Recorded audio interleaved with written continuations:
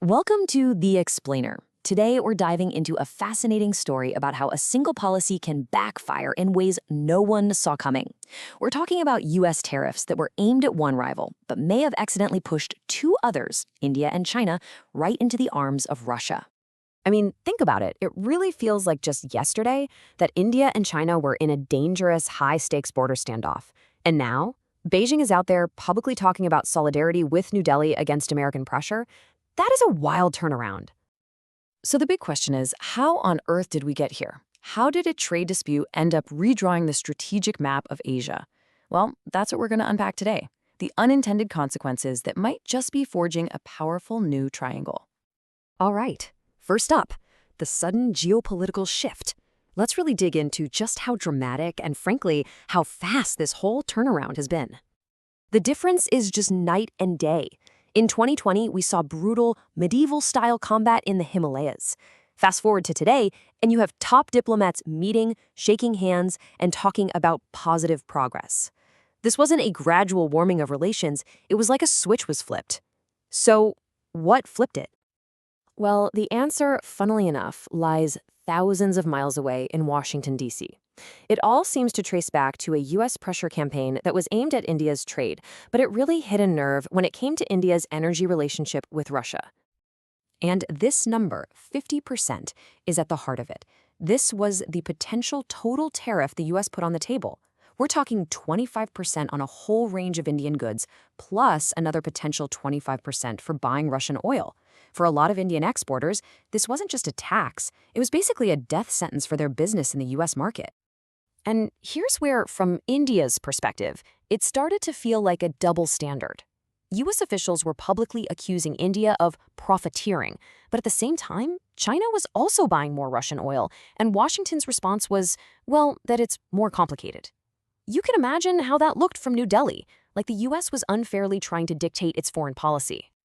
So, faced with this incredible pressure from a key partner, what did India do? It didn't just roll over. Instead, it made a very deliberate pivot, and it pivoted in two directions at once, getting way closer to Russia while also starting to mend fences with China. And you can see the economic result right here. I mean, just look at this chart. That's not a gentle curve, that is a rocket ship. Indian imports from Russia exploded sixfold in just a couple of years. And what was driving it? You guessed it, massive amounts of discounted Russian oil. The shift is just staggering. Before all this, Russian oil was a tiny fraction of what India imported, less than 1%, a rounding error, really. Now it's somewhere between 35 and 40%. Russia went from a nobody to one of India's top 3 trading partners, just like that.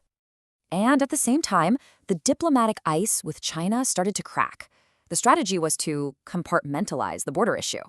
Basically, they decided to put their biggest, most toxic problem in a box and set it aside for a while so they could actually make progress on everything else, like trade, travel, and communication. So you have this double pivot, India getting closer to Russia and India patching things up with China. What does that add up to? Well, it's breathing new life into a much older idea, a strategic triangle connecting the 3 giants of Eurasia.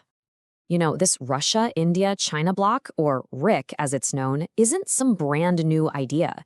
It's actually been floating around since the 90s as a way to create a more balanced, multipolar world.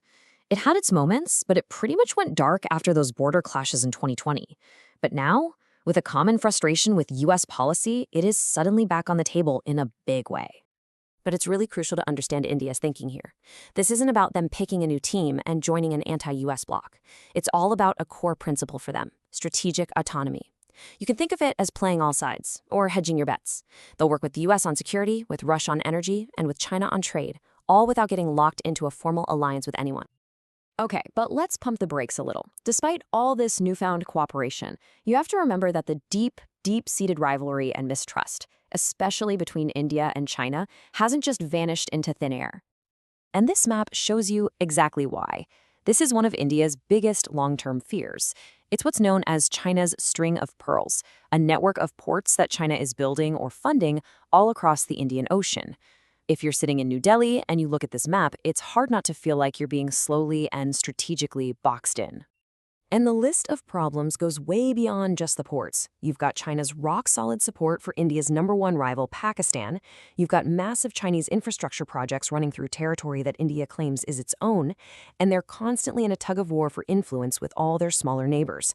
These aren't minor disagreements, they're fundamental conflicts. And that's exactly why so many experts, like Sana Hashmi here, are pumping the brakes. They're saying, look, this thaw is great for calming things down, for normalizing ties, but it's not going to fundamentally transform the relationship. The core reasons for their competition are still very much there.